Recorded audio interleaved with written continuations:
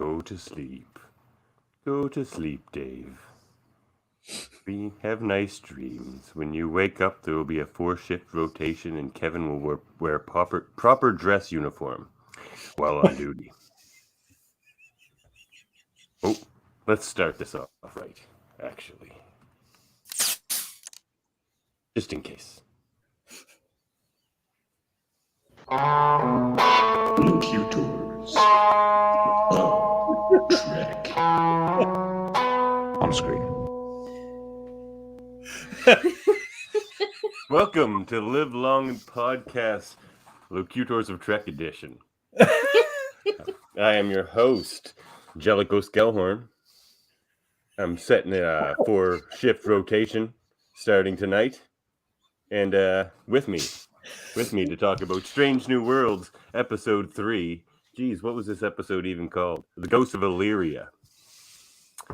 With me, Kevin and Ashley Millard. Hello. To my left. How you guys doing tonight? Good. Doing great. Welcome to Locutors of Trek. Thanks. This is my first time. I've been there before. We have a lot of comments popping up. Could it possibly be Dave? No, it's not. Okay. It's Sam. Where is everyone? We're all here, Sam. We're all here, Sam. Just he liked one your shirt. addition. Thank you. The good ones are here. And Adam Woodward also joins us. Hey, guys. I'm going great. That's good. Good. Did you guys like this episode? I did. I actually 3 for 3, in my opinion. Yeah. Oh, yeah. I mean, for me, too. I did. I think this is probably the weakest of the 3, but still good. Still really good. I think this one's probably number 2 for me. Close to number 1, I think. We have another question. Why no Dave? I have no idea. Do you guys know why no Dave? He's playing Hockey. hockey. Okay. All I know is I have full power here. And, all I have to do is snap my cue fingers and I can make anything happen. So should we get what do we got here? We got hey from Newfoundland. Hey. I'm not Sam. far from you. I'm just down here in Nova Scotia, Sam. We can, practically spit on each other from here. Oh man, we got lots of comments coming in. Can you guys end by humming the song from episode 2 again? We could. Okay. We need Okay. a I don't remember recorder. it, but I'll follow along. Yeah, I we can need play a harmonica. recorder. We'll just do row your boat. Oh yeah, let's do row your boat. Yeah. I know that, but we have to in succession like they do. Yeah, the round. Yeah. Yeah, the round. Yeah, exactly. Who's winning the game? Who knows? All right, let's get going into the episode here. All right?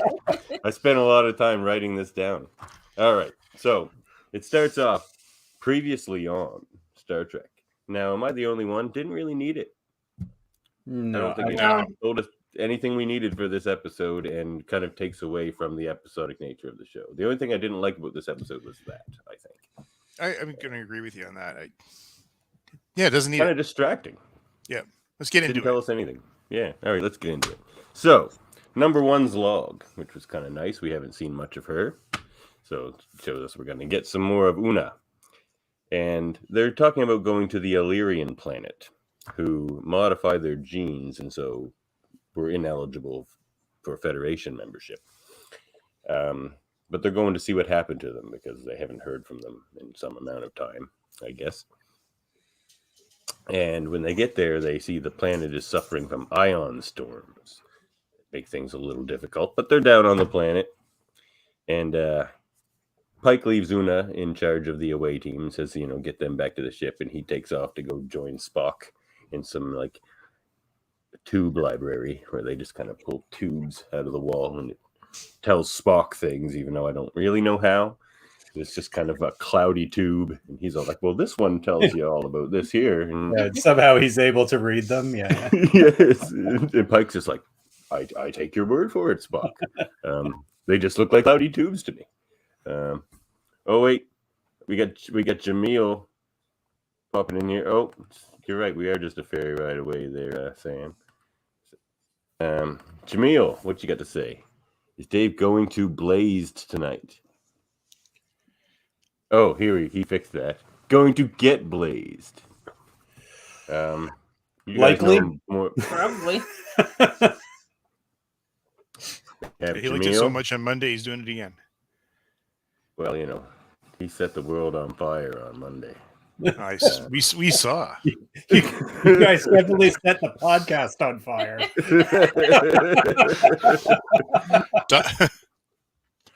Fair. Okay, so we're on the planet, and Una is trying to beam the away team back, but they're having some difficulties beaming back, and Hammer compensates, and Kyle, Chief Kyle, he is Chief. So like, oh, how'd you do that? And he's all like, I am a genius, I like Hammer. He's got a bit of a He's fantastic. But what Yeah. about that engineering deck, eh? Like, that is just awesome. Yeah. Yeah, he's got quite the engineering section. Way better than Loved Geordie it. LaForge's. Or like, I like the dark, the black, and then the white in the background. It just looks awesome. Mm-hmm. Yeah. Geordie LaForge just seems like everybody's just cramped around that warp core ring, but anyway. And that little low table that they have to lean on. Oh yeah, they have their table they can meet Table. at. And I mean, Scotty just had a mainframe room. Like, Yeah. So what do we got here? All right. So they can't beam back, but Hammer compensates. Kyle's kind of having a bad day. He's kind of stressing out for the first 10 minutes of this thing. It's kind of funny. I like Kyle. He's bringing 6 people back, and I get it. Like, Yep. But they get him back. And but Spock and Pike are stranded. And it's kind of like a classic Kirk and Spock thing. It's like Spock and the captain stuck on the planet. And then the intro. Beautiful intro as always. Go ahead. yeah, I guess I'd like to know when the rule came in when you can't have the captain down, like on away teams. In Kirk's, well, it's got to be after yeah, Kirk. Archer was It's always after Kirk. going down on the away team. Definitely. He wasn't- Quite a lot. yeah. Because you had everybody down. Like, all the important guys were down. It's probably because of Kirk. Like they I think brought a in lot that of rule. rules are because of Kirk. Yeah. No fraternizing with alien species before official first contact. So, The whole prime directive. the whole Pride Directive, yeah. If William Shatner had been in this episode, he would have been beamed back with the away team because there's no way he would have not been on the ship and taken his shirt off to get all of the light. Oh, the light on him and stuff. Yeah. That's a really good He point. would have had to have been on the Enterprise because it would have been a shirtless episode. Yeah, they would have had to have left Una back, and that would have messed up the whole plot. Yeah. Yeah. I thought Una was going Kirk there for a minute. Right? We're going to get to that in a minute. Okay. So back on the bridge, Una walks in. She's like, she just does the captain's "we do our job" speech, And I got to say, she really wears the bridge well. Yes. She does. I really like her as number one and in charge of the bridge. Really nice. Loving this cast so far. It was good too because she's seemed a little superfluous until this episode. Oh, that's what we were talking about last week, actually. Right. But that very thing. really found a place this episode. It's good. But don't you love this? So the third episode in, we've had focus on Pike, of course, focus on Spock, focus on Una, focus on Uhura. It's been great. Like, I love, unlike Enterprise, where they can't get away from 2 people. Yeah. A bit more Hammer in this one, but I feel like we got a Hammer episode coming. Oh, Yeah. He's super interesting. So Ortega's is walking down the hallway there, and she sees Lance. And Lance is getting a bit crazy with the light window there. And ends up smashing his head through it to get Taking his clothes off. Oh yeah, he wants this light real bad, and he gets it. He gets his light, but there's clearly something wrong here. And he was on the away team, so that's very suspect. Then we cut to Una, and she's in her quarters, and she's got this light orb, almost a Bajoran orb type thing going on there. And she's enjoying the light as well. And as Kevin mentioned earlier, she kind of kirks out for a second. A little bit, just about this much. Yeah. She's even wearing yellow, so it's like, oh, very kirk. And she gets glowy hands. Which and is neck. kind of weird. And neck, yeah. So that was kind of weird because we haven't seen that. And she realizes something's wrong. And she contacts Mbenga, who's very cool. I like Mbenga a lot. Man, I like this cast. So he's like, yeah, the whole away team's down here already. Why don't you come down to the sick bay as well? And he tells them all that he tells Una that they're all attracted to light. He's figured that out already. And then she sort of... Yep, go ahead. Again, so he has to wait for her to call him. Like, this is a major thing. You got the whole away team except her there. Well, I mean, maybe they were all just coming in at that moment and he was real busy. He said, I was just about to call you. Okay, good. Thank you. I missed Yeah, that. he said, like, what a coincidence. I was just about to call you. That's good. Yeah. Whew. Save the plot. All right. Almost crashed the whole thing there. Don't crash the ship this early. Not a movie.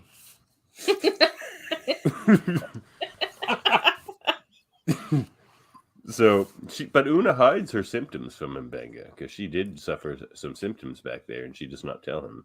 Mm-hmm. And he tells her that the crew is all lacking in vitamin D. Mm-hmm. And that's the other thing he's found out. So the light thing kind of makes sense there, of course. And she says, "Well, how is my vitamin D?" And he's like, "Fine," which is very confusing to us watching this at this point. And I'm glad this all makes... Oh, it's very tight. Tightly written, this episode. So Mbenga takes her blood, and then Hammer comes in, and he's just all like, it's the biofilters. That's the problem. The medical biofilters, specifically.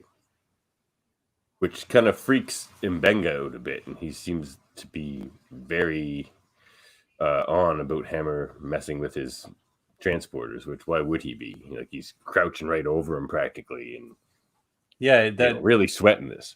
Definitely has you wondering at that point, like, oh, what is going on with him?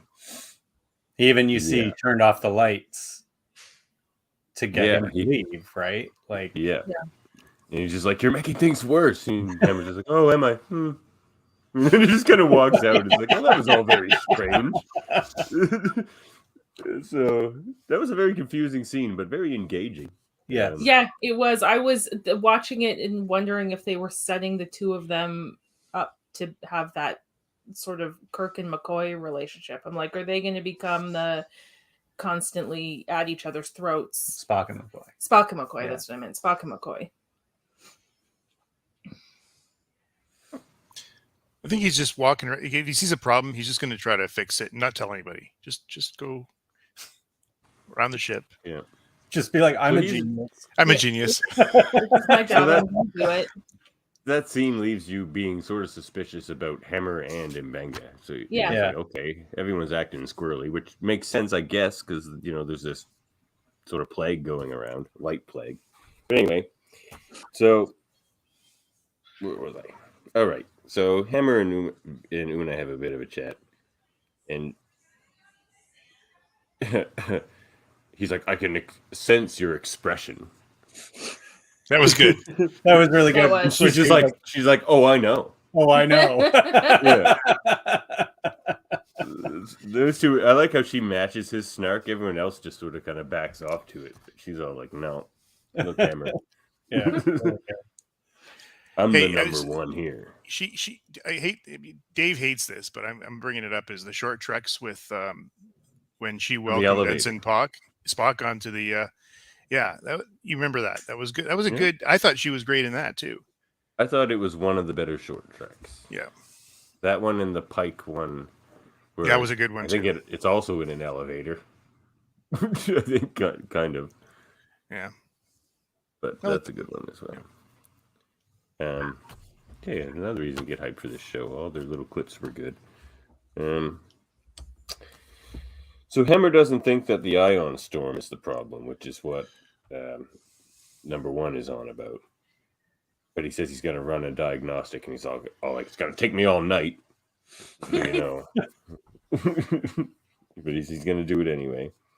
And then Una and Pike chat very briefly. He's just like, I'm okay. And then it's like, done. And then Una is cross-referencing diseases and Illyrians on her computer there. And it's pretty cool. There's like the screen and stuff. I like this it's is kind classified. Of a mix. Classified. Yeah. Lots of classified. And then Lon comes in. Lon Soon. And they chat about eugenics. Because obviously Soon has a history with that. And she claims that she's just Khan's ancestor. So that kind of...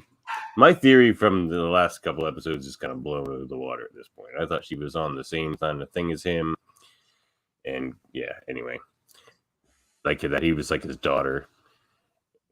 But it's not that close. She's probably like a few generations removed, but still suffers the stereotype and the stigma from that. And that comes up quite a bit. People would call her an augment and stuff like that, which I guess she isn't, but they would call her it anyway. Yeah. But again, they address her name early on. Right. But very unfederation like, to have stereotypes or I guess racism, which is kind of cool though to see that somebody is still a target in that age. I mean, she could be talking about kids as well. Yeah, like I think her as like a kid. I don't know if that's kind of true. Bringing it onto the Enterprise, like that anger, chased her around. So he's holding on to it regardless of when it was. That's for sure. And then Elan catches the disease. And in sickbay, Mbenga says it's not viral or bacterial, and he can't really figure out what's going on there. But he calls for a lockdown. He's like, it's still... Oh, okay. Yep. Shades of today. Yeah. I know. 2 years ago, anyway. Well, sure. Too soon for this episode. We did so many jokes. I'm still kind of disappointed that Uhura was trying to sleep instead of being in her bed trying to watch Tiger King or something. He's like, have you guys seen this? Like, this is... That would have been hilarious. Have you guys seen this Tiger King? It's crazy. That would have been awesome. It's like, have you guys seen Tiger King 17? Way crazier than the first one. So, Hammer, it was pretty cool there where they call for the lockdown and Hammer just snaps his fingers and that was great. That's what he wants. He's so slick. I like Hammer a lot. Everybody just drops what they're doing, gone. Yeah, he knows how to run his crew. That's for sure. So then it's down back on the planet with Spock and Pike, and Pike's stressing out. Spock's just like, why stress? Stress is not very logical. It's like, chill out, bud. And then Spock discovers that there was a group of Illyrians trying to reverse their modifications so that they can gain Federation membership. Because obviously they ban eugenics and modified humans, augmented humans.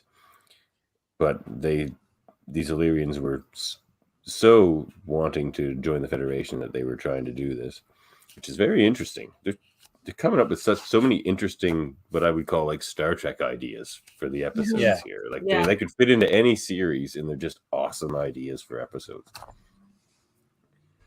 And then Pike's just like, skip to the end. before this building falls down. Like he's like, I've only read half of it, so I can't really tell you much more. And he's just like, why would you not just go like right to the end for a sec? Anyway. Very human. Yeah. Very Vulcan for Spock. It's really funny. But then they look out the window and they see these fire wraiths, is all I can call them, really. Like they're like these ghosts made of energy or fire or lightning. But something. Again, another funny line, tell me you saw that too, because he doesn't really believe it. Well, yeah. He's like, I don't know what I'm seeing, but I'm seeing it. And so then we're up in Uhura's room, and she's sleeping. And then she opens her blind that they have on their cots there, and she sees that her roommates are freaking out with some light there. She's like, "What are you guys doing? Like, chill out." They're all like, "Join the light party." And she's just like, "No, I will not." I don't know if this is the exact dialogue, but I think it is. That's what I heard. Yeah. I think I was writing this stuff down. So, she deals with them. And then they're back in sick bay. And Mbenga's just saying that the spread, again, it doesn't make sense. Because some people are within close contact with people that have it and they don't get it. And then there are people who catch it from somebody who are like, rooms away or like the hallway away from them. No, this is where Hammer comes in and talks about the medical transporter. Well, I sort of messed that up earlier then, I guess. And then he turns off the lights. That's when that happens. And he walks out. It was weird. They must have had another interaction. I must have confused their two interactions. But anyway, it's something like what I'm talking about here, this episode. I mean, if you're watching this, you probably saw it, or we're spoiling. You're going to want to watch it. Because I got no images to show you. Just go watch it. You can even watch it silently while we're talking here, and it'll probably be just as good, or close. So the Wraiths are attacking Spock and Pike, and that's very scary. They're trying to get in, and they're all like, "Oh no, what are we gonna do?" Spock. Oh, here's Jaemeel. What's Jaemeel saying? He's saying, "Jaemeel, I didn't see it yet. I just like listening to you all." Oh, that's very sweet, Jaemeel. Spoiler. We'd love to get you back on X-Rated, the X-Men animated review show. You're a fan favorite, at least with Andre.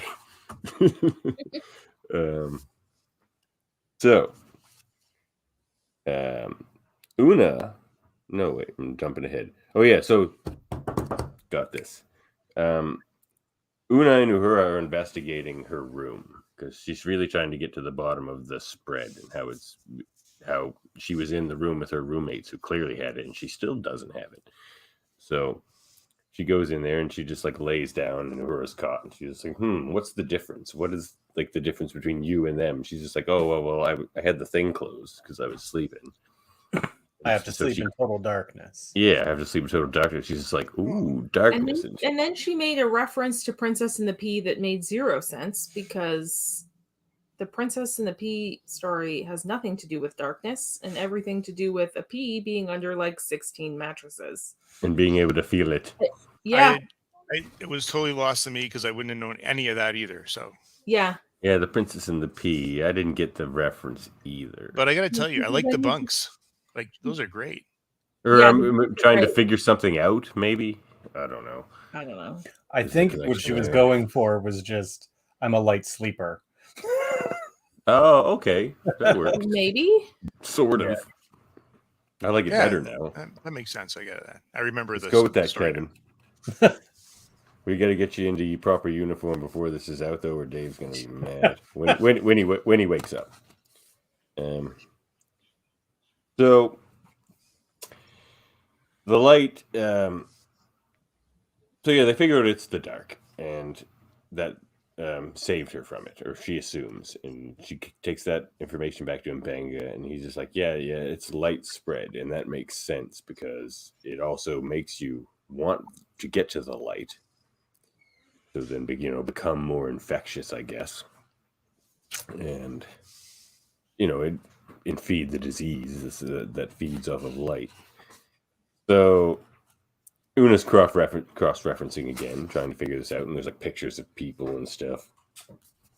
And she goes to see Hammer, and he's kind of got this anomaly or something happening there in a containment field, and he's just kind of chomping away on the buttons there.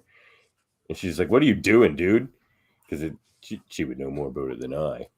And he's just like, "Oh, I just transported She's like, did you just transport a piece of the planet's core up here? He's just like, mantle, actually.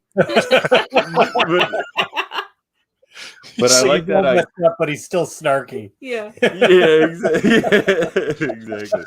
But what I love about that is because he's blind. So he's so desperate for light that he needs this just absolutely insane source of it.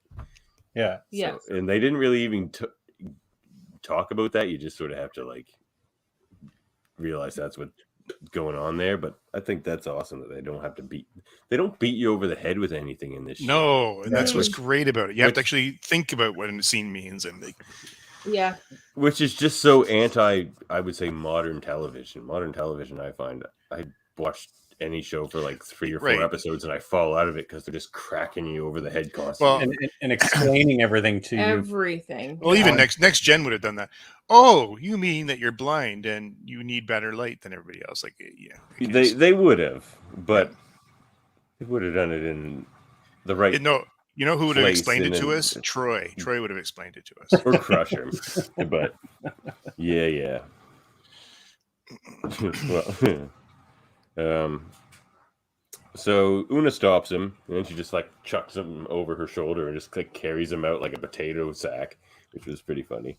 And then Chapel even comments on that. She's like, "How are you carrying him like that?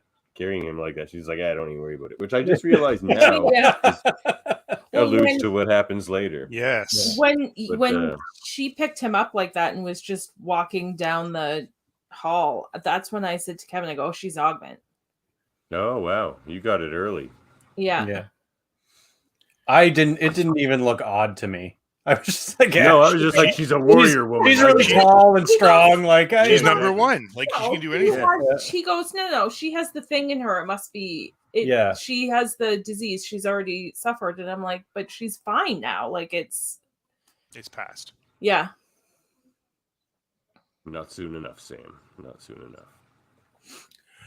It's been over for like 30 years now. Yeah, when is Deep Space Nine coming? Hopefully soon.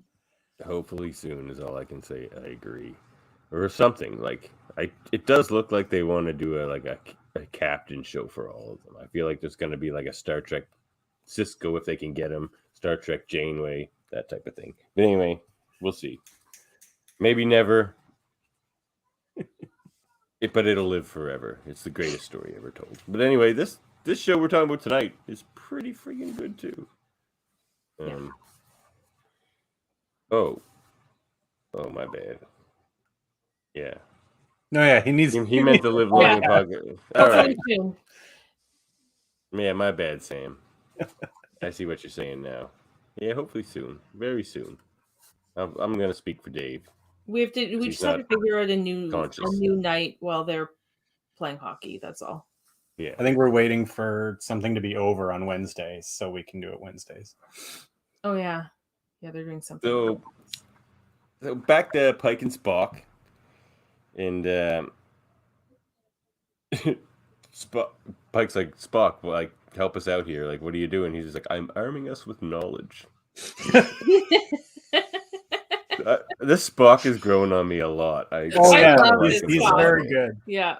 Because you know what? That is Leonard Nimoy's Spock too. Like the whole Fizbin things. Like I haven't computed. I've never computed them or stuff like that. Like Spock had a sense of humor. Yeah. And like, I'm glad that they put that. Go ahead. Yeah. He did, and he's the one they should have hired for those movies. Like, I don't want to throw too much shade. We're being positive tonight, but he's so much better than Zachary Quinto. Like so much better. Yeah, I guess he would have been. You're right about that.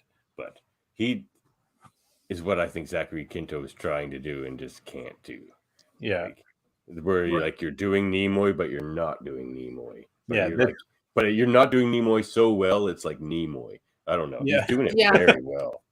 Yeah. He's hit the mark. It's good. He's good. Yeah. Sorry, Zachary Quinto. We'd love to interview about that on the Long podcast or Locutors of Trek. So Pike's ears pop, and there's like a pressure change happening because they're like busting the door down, And the Wraiths enter. And it's like, there's a vacuum thing kind of sucking out into the atmosphere. And Pike's just like, drop to the ground so they don't get sucked out of the window. And that just kind of happens for a minute. And they're hovering above Pike and Spock. And then it just goes back to Hammer in sickbay. Una has him they have him on a bio bed now. And Una basically comes clean to M'Benga. And she just says, I'm immune. My immune system did what it was supposed to do because I'm an Illyrian. And I have an augmented immune system, and it just attacks everything and destroys every invasive virus or anything. And that's what happened. So she did have it for a minute, and she got the glowy hands and stuff, and then burnt out. She fought her cold in like a minute. And so yeah, she just says, I'm a liar. I got into Starfleet by telling them I'm human, and so that whole thing, which is a Bashir moment, but a little less dramatic than Bashir's reveal. Yeah, and somebody else that I think I'm going to get into later. Do they not do full physicals when you enter Starfleet Academy? How do they not know that she's not really human? That's yeah, unless that's part unless it's not so much that it's like she has super strength and all. No, but she does. She does. Like, she's not human. She's a completely different race. You think they would know that? Somewhere, you're right. He does. Somewhere in the records, there's definitely a scan. He does say something later that he did see something weird in her blood or something. Yeah. So I don't know how she got through. So this is not the first time we've seen Illyrians, eh? I knew the name, but where do we see them? Enterprise, season 3. And if you remember, a very dark episode. During the Xindi War? Yes. They had their warp coils knocked out, and there was a Illyrian ship, a Xindi ship, and there was a battle, and Enterprise got damaged, and the Illyrian ship needed something, and Archer asked for their warp coils, and he said, no, you can't. I'm going to be stranded if you take my warp coils, but we'll give you like Trillium D or something. And then, so then they went over, stole the warp coils, brought them back to Enterprise, and took off. And then the Illyrians were 3 years away from home on Impulse. Oh, that's a crazy good episode too. Yeah. It's kind of again, it's a long way away from us on Enterprise, but we Enterprise gets crazy and dark. Especially sorry, Kevin. He goes to the dark place. That's all right. I'm by the time we get there, you'll forget about it. I actually will. Absolutely. It's a long way away. You're gonna love it, Kevin. You're gonna love it. You got a long road to travel. Yeah, it's a long road. Yeah. Long road. That's what they tell you right at the start. But M'Benga says that it sucks because he can't synthesize an antidote because her body fought it off right away. He's like, well, like maybe if I was there the second you caught it, maybe I could have like cured everybody, but we're kind of screwed. And then he becomes infected. And Una's just like, he's like, I don't know, you just got to put me under. This is horrible. We're pretty much done for. And she's just like, no, you're a Starfleet doctor. Like, do something crazy and fix it. He's like, you have a lot of faith in Starfleet. Why not? Yeah, sure. Miracle workers. like Scotty. Who's not on this ship yet. I didn't even pick up on that, but yeah, he's the doctor and he just fucking gave up. Yeah, he did. He's like, put me under. Not just gave up. He's like, get me out of here. Meanwhile, Chapel's running around like crazy. Yeah. Again, he says, go do something off the books or off like standard procedure. She's like, got it. Like, she's awesome. I like her a lot. Yeah. She's very different than any of the medical officers we've seen before. They're all usually quite by the book. Yeah. Except when Bashir gets all Section 31 and stuff. But she's crazy, and I like it. But then, so they put the doctor under. And then Una goes to see Chapel, and Chapel's just like knocked out on the floor. She's like, oh, okay.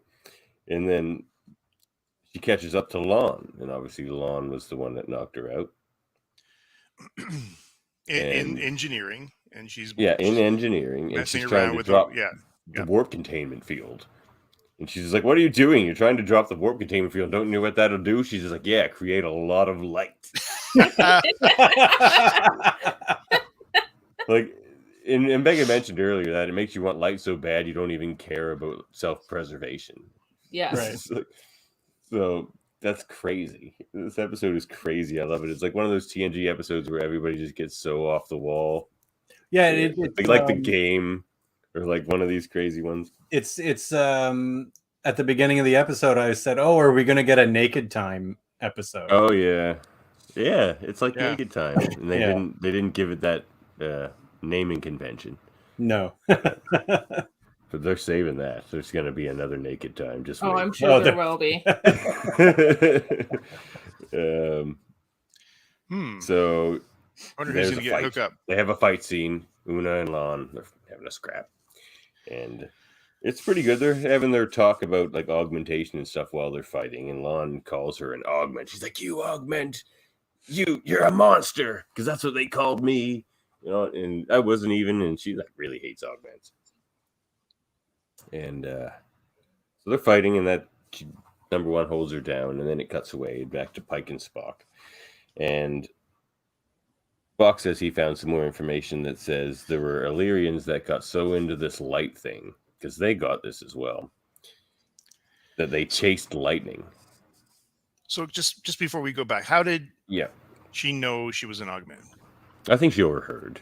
She overheard it, and she was there, and that's when she knocked out Chapel and stuff. You see her actually sit up like a zombie when Una is telling her story. Oh, wow. I missed that. Okay, all right. Yeah, me too. Right on. And I guess like due to their augmentation, like getting hit by lightning turned them into like lightning wraiths or something. That was kind of a little unspecific, but fine. Don't think you needed it. They didn't know. No, it didn't. It's just like we don't know. It's we're not going to get into it right now. That's fine. Those things take scientific research, and research takes time. Spock was only through half of those fog. He won't skip to the end. Like they could have known. They could have known. That's awesome. That's what they could have called this episode. We could have known. But you know what? It's good that we don't. I like it. Yeah, it's true. We don't know about Una. We don't know about Mbenga. We don't know about whatever the Spock was trying to read. It's great. It's a great episode. But so it's interesting because Spock says due to this group of Illyrians that wanted to join the Federation, and you get the impression that it's most of them, at least on this planet at this point. On this planet, for sure. Mm-hmm. At Ontario Place. Ontario Place, exactly right. So this is Ontario Place, the Illyria. So those of you not from Ontario or having been to Ontario, just know this is Ontario Place. Very nostalgic for people who have been there.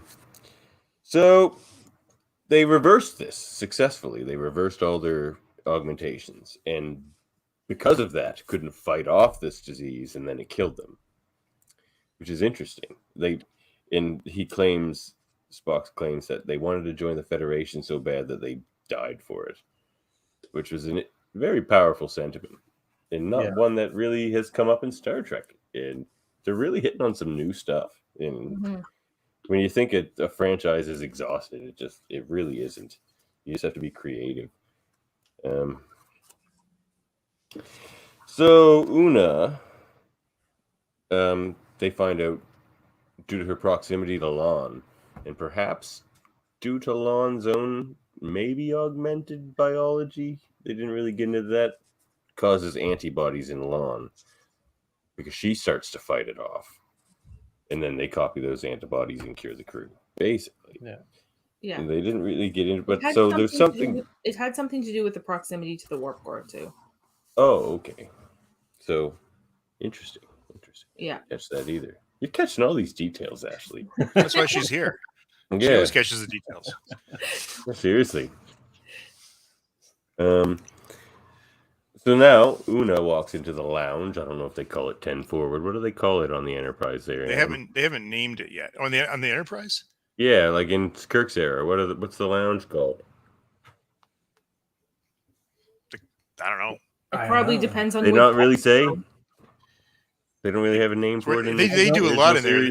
They eat in there. They sing in there. They play chess. I think Trouble with Tribbles is in there. Don't they? I think so. Mess hall? Yeah, he is called the mess, doesn't he? Yeah, the mess. Okay.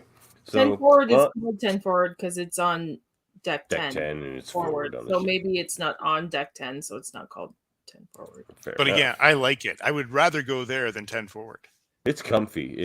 I'd rather go to Pike's quarters. Oh yeah. Or hell. Well, I Pike mean, is that's amazing. Or hell, lovely- even engineering is amazing. I'd hang out in there. Actually, even the transporter room was cool. Yeah. Yeah. Oh yeah. I mean, if you were to rent Pike's quarters for a night, it would be like Got a kitchen, you got a $800 to fireplace. $1,000 Oh yeah. a night. It would be a lot. It's man. Did Kirk have quarters like that? No. No. He would never leave. Just girls coming in all the time. Judy That's all. or Jude Beacom says It's called the mess hall. called the mess hall in TOS. The Cerritos has a pretty chic bar. That's true. That's true. I would Yes. totally hang out. Yes. I love the Yeah, Cerritos, that's other than the right. fact that if you work in engineering, you have to leave for work early because there's no easy way to get there.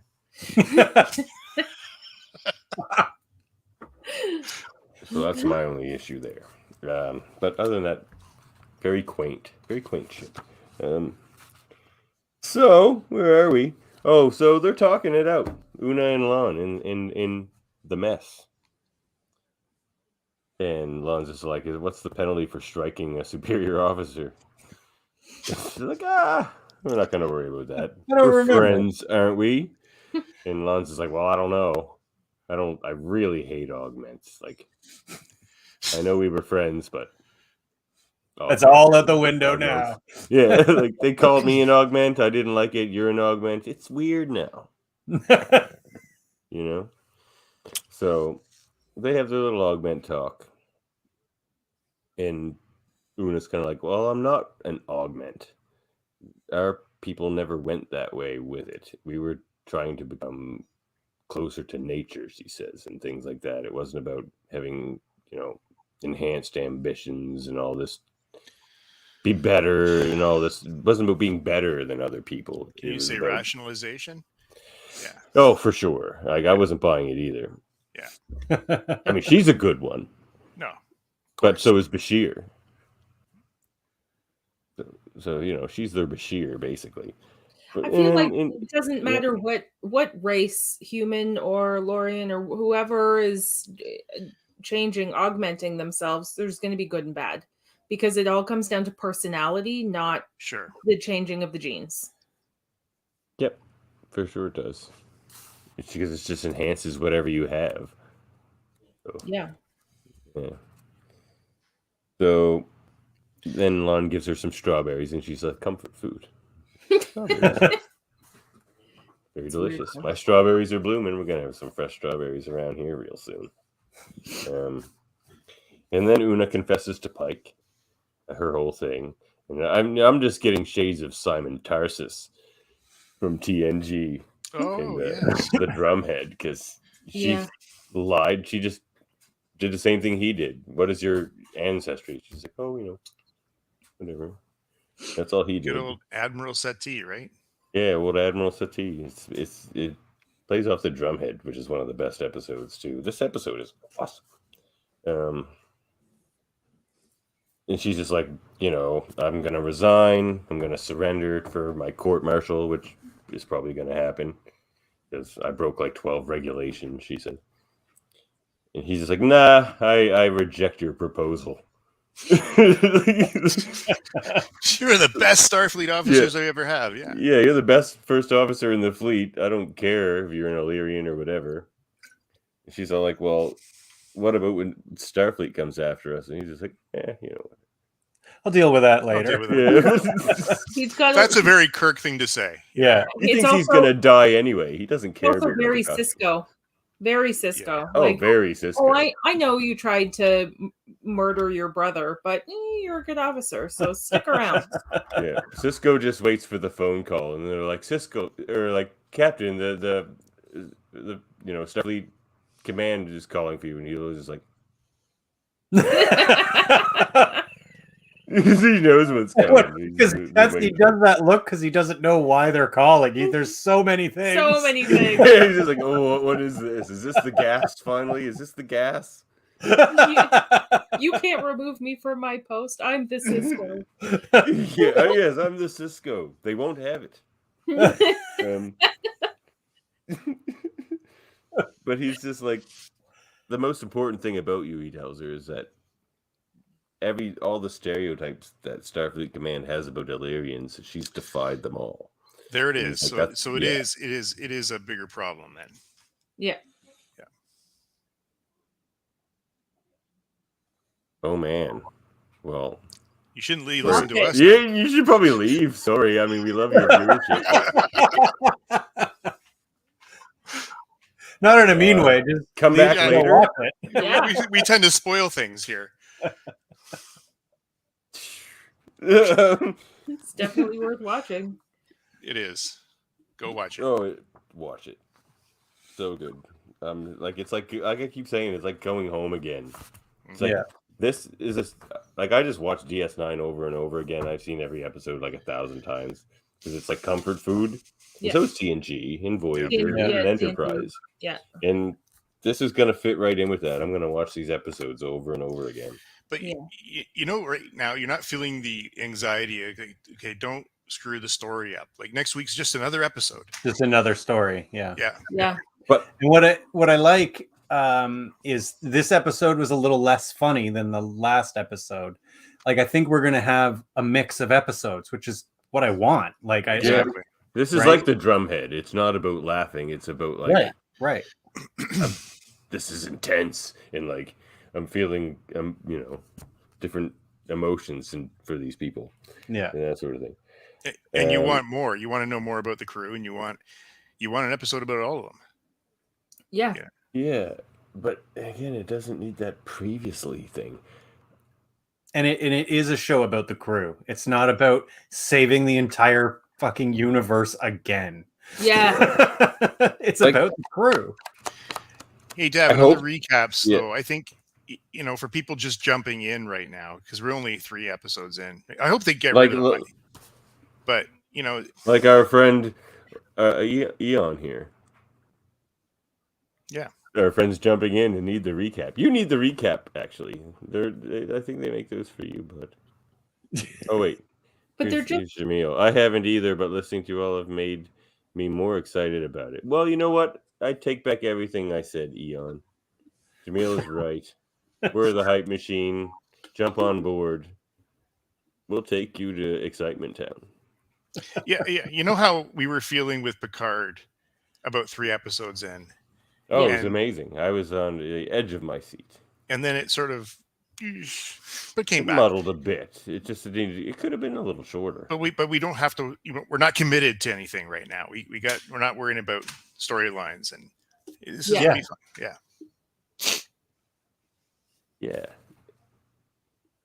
And they get to do something new every episode. Something like any episode can just be fun or be more serious, and that's really what I want. I want a mix of everything. So here's my hope with these previously on things they're doing, is that it's just their way to satisfy that element of modern TV so that they can just do their episodic stuff.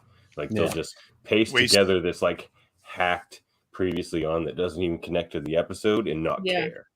As soon as they start to like cater to that previously on, I think we're in trouble. Well, they started doing that with Deep Space Nine when they started to have that larger story of the war and whatnot go through. They started having a previously on, but only on the episodes where you needed it. Yeah, just to remind you of either a character that hadn't been in it for half a season or something. Yeah. This one is, I'm with you that it doesn't need the previously on, because it's not like this is being streamed on TV, and if you miss an episode, you miss the episode. This is it's literally only it's on streaming services. You can find it. It's online. You don't have 3 episodes in, and you could have watched them. Yeah, like there's not, oh shoot, I'm busy on Tuesday night and I'm going to miss this episode of this Star Trek next week. Hopefully there's a previously on so that I know if I missed anything important. I forgot to set my VCR. Yeah, it's not really needed for this, because you just go back and watch the episode. I agree with Eon. Picard is so good. It starts super strong, ends super strong, and that's good enough for me. Yeah, I'm with you I too. liked it all the way through the second season. Yeah, it's on regular TV. It says it is on regular TV. It's not only on regular TV. It's on streaming services, and you can find it online. We have the internet. So it's not like in the 90s when it was, if you missed the episode, you had to catch it again when they reran it maybe a year later. That first season of Discovery, or no, I don't know. The first year I did it with Dave, I had to go to my mom's and watch it on CTV Sci-Fi because I don't have TV here, and we weren't downloading it. And then rush home at 10:30 to be on this with Dave. So I don't miss that. Yeah. Plus the commercials. I hadn't watched commercials in years. I know, it's brutal. Yeah. So,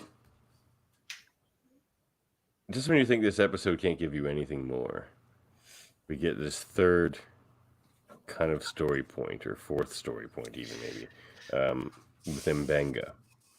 And number 1 walks in, and she says, there's like something in the pattern buffer. I saw you freaking out about like Hammer trying to mess with your transporter. So what's up? And he just starts sweating. His acting is so good. Mm-hmm. And okay, as a fellow with a little teeny daughter myself, I start this one. I'm over the moon for this episode. This one just kind of knocked me dead at the end. He says like, yeah, it's not what I have in the transporter, it's who. And he's like, it's my little daughter. And I was just like, no, don't do this to me, Star Trek. I've had it's been a long day. I don't need to go here. I don't need to go there, but we went there. He's like, my little daughter has leukemia. I'm like, no, Star Trek, don't do this to me. And he's like, so if I trap her in the transporter, which is something I've wondered about, and we've talked about Locutors of Trek before, probably in our medical episode, is why don't they just use medical suspension in that way if they have to? I mean, they do with cryostasis and stuff, but sometimes that doesn't always work. But there is this like, anyway. So he does do that. Just download them into the cloud. Yeah.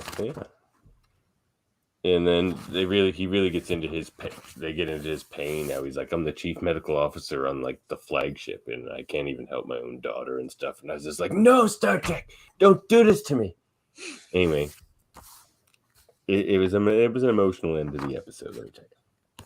So he's like, look, if you materialize her every so often, you can keep the pattern strong. It doesn't degrade. You just got to bring her back for a minute and then send her away. And I can keep this going, but I need my power source.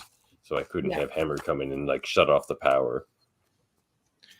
And he's like, somewhere out there, we're traveling everywhere. We're on this 5-year mission. Somewhere out there has what I need.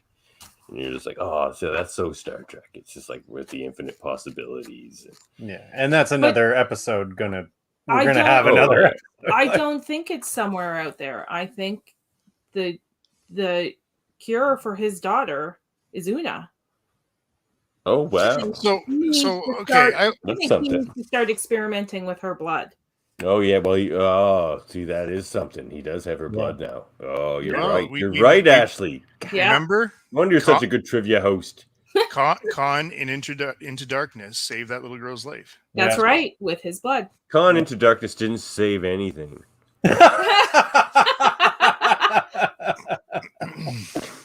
Anyway, We'll save that for another day because I just yeah. yeah.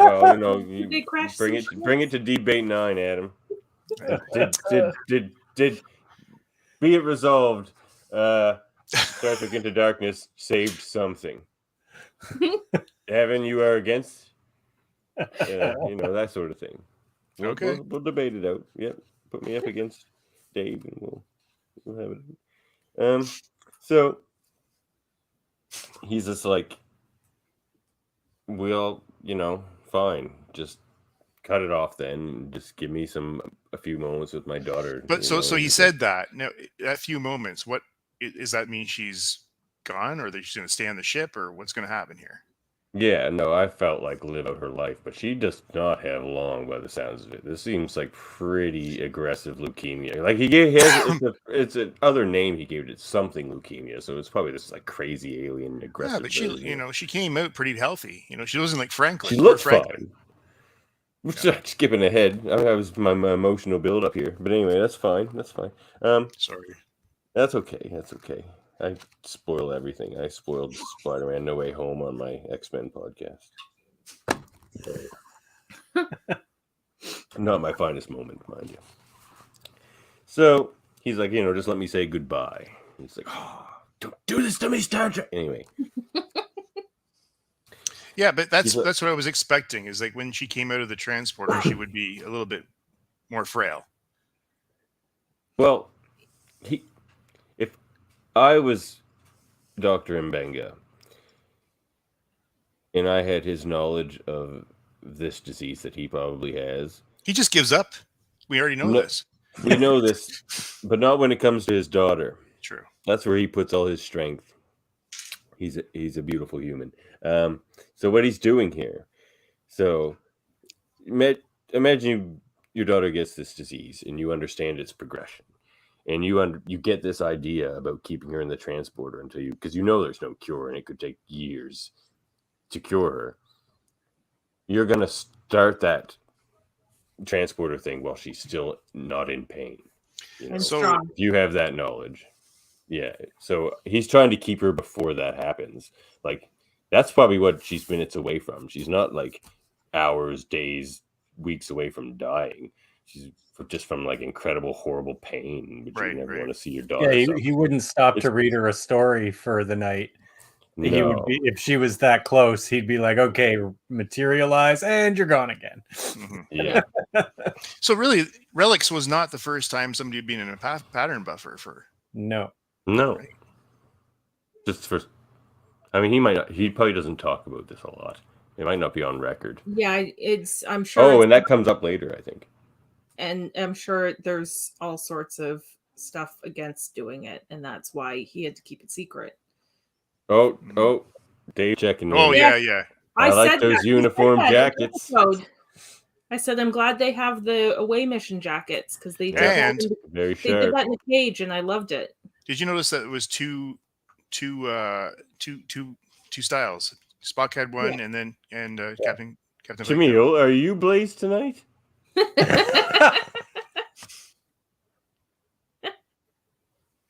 Just saying.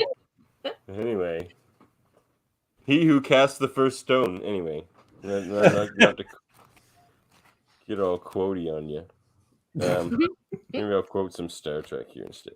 So Una rejects his request, which is interesting because she just had her request rejected by the captain, and she's just like, "No, look, I'll get you your dedicated power source." And what I think is one of the most beautiful scenes I've seen in Star Trek. He beams his daughter back for story time, which is like exactly what you would choose if you had this couple of minutes each night or whenever. So, guys, when at the beginning of that scene in sickbay and you saw that chair and obviously a transport, that was like, I wonder what that's for. It all makes sense. You beam into, I guess, a gurney, like a treatment chair. Yeah. That was very cool too. That way you don't have to have someone there to catch them as soon as they materialize and they just fall to the ground. Fall to the ground and break their leg. Yeah, another injury. Yeah, I wonder why they got rid of that for the Enterprise D. Miles had to do something. Dave's favorite ship. Oh, well, fine, Jaemeel. That doesn't really answer my question, though, to be honest.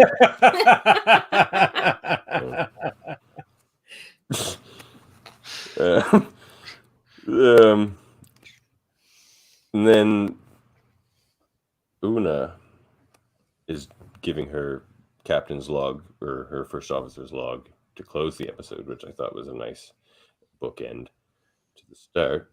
And she says, which is interesting because she's really asking questions, and she's asking some hard questions of like Starfleet and her captain. She's just like, what would he do if I wasn't one of the good ones? If I was just an Illyrian they found and not his first officer? Or if I didn't save the crew. Yeah, and I didn't save the crew with my antibodies and all this stuff. What would he do then? And that just leaves that as an open-ended question. And then in such Cisco style, delete log. Delete log. Like, Yeah. the first thing I thought of, like in the pale moonlight. Yeah. There's like 40 epic things that happened in this episode. I'm telling you, it's so good, and it ends on one, which is a classic Star Trek ending. It's just the ship flying away, and they don't do that enough anymore. Just you can start the episode with the ship and end it with the ship. It's just a nice beginning and end, and that's the end of the episode. I thought it was amazing. Thoughts? I'm in. You know what? It 3 episodes in now. Everyone I've really enjoyed. I like that we're not committed to any story and have to worry about that. And I'm looking forward to next week. Gotta say, it seems like each character is going to have their own stories. Like, so who's next? Yeah. Who's next? Is it going to be Hammer or maybe Ortega's? She hasn't had much. Yeah. It might be her. Yeah. She's almost the obvious choice next, I think. Or Chief Kyle. I hope we get a Chief Kyle. Oh, we will. We'll get it. Oh, yeah. Oh, yeah. he's very young. I think they're going to make him like, I don't know, is it like not the Barkley, like almost like the O'Brien, where shit just goes wrong for him constantly. I think this is going to be the Kyle must just a chief thing. Yeah, exactly. Kyle also has a favorite transporter room. Probably. We'll find out. How many do they have on that Enterprise? I don't know. I think the original just had one. That's probably true. Maybe. Because like they still didn't really like it a whole lot. Yeah. So I guess we should rate this episode. Let me see if I can make this work. Hold on. You guys tell me if you can see this. Share screen. Yep. Share that. Yep.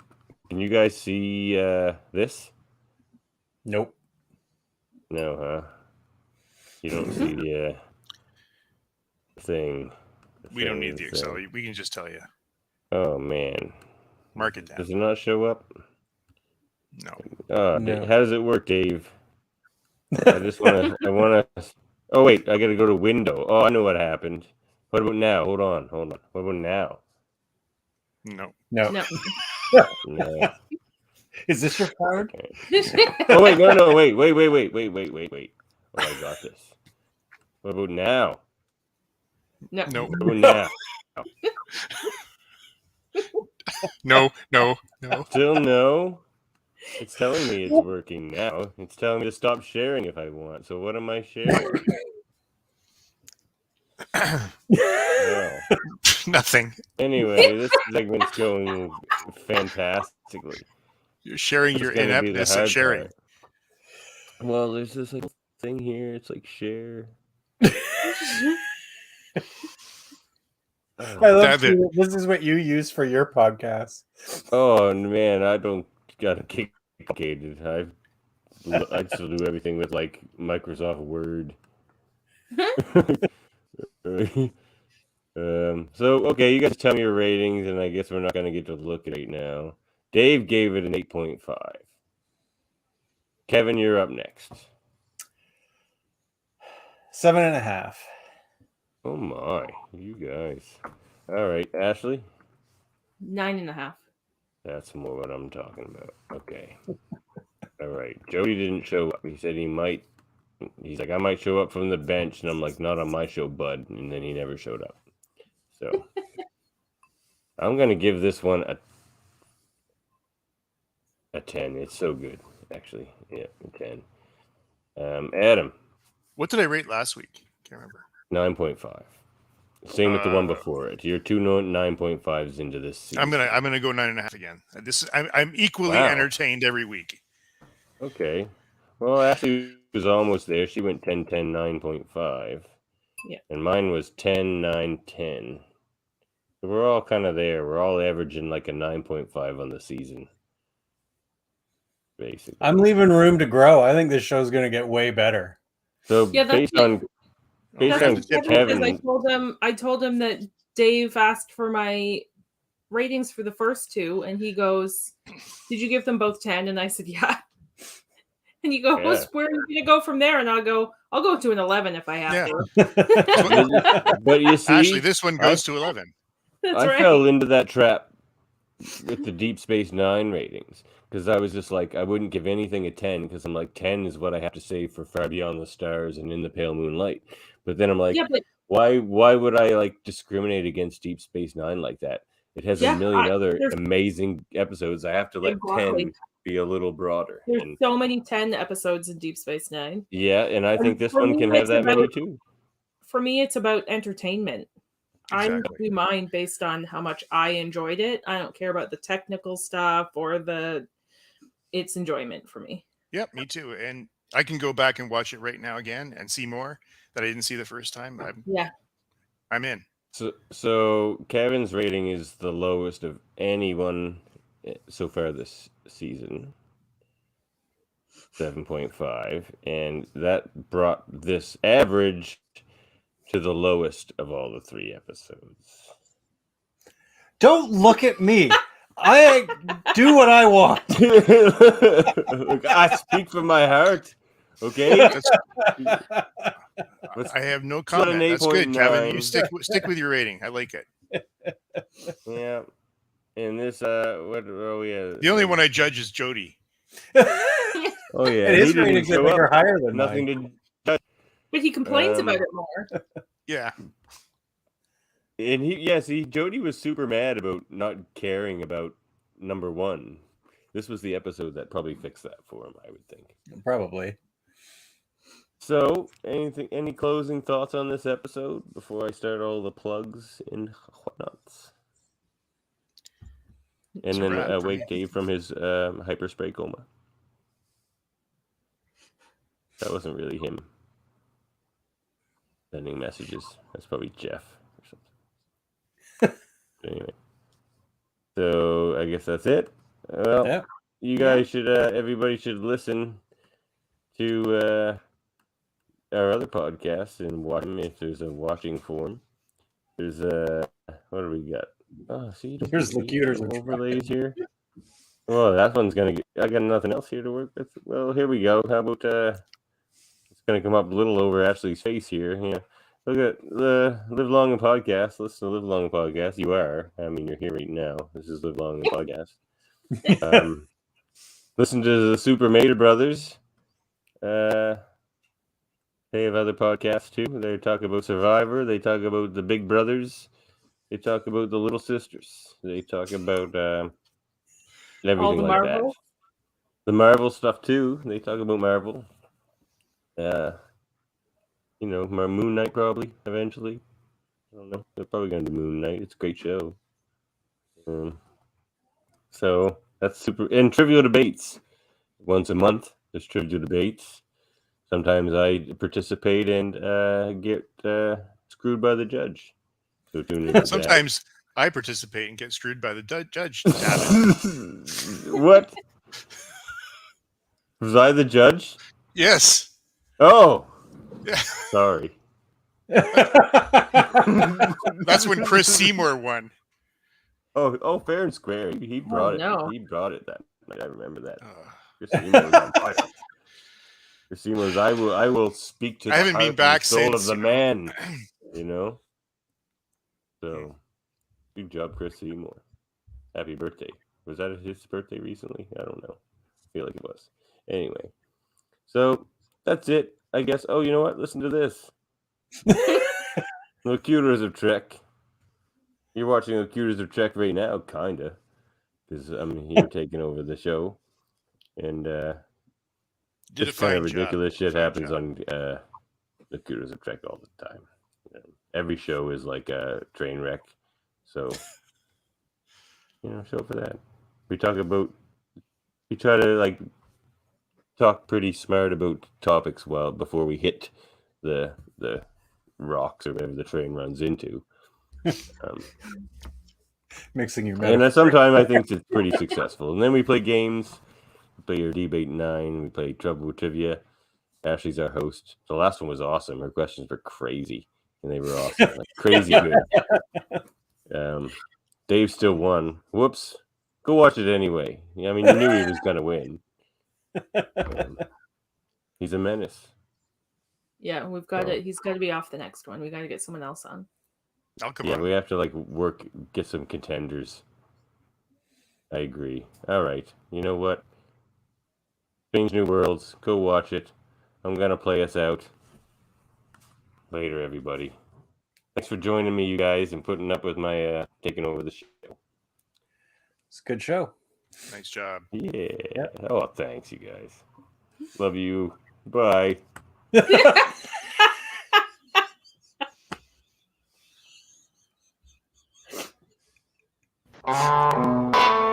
Q Tours of Trek.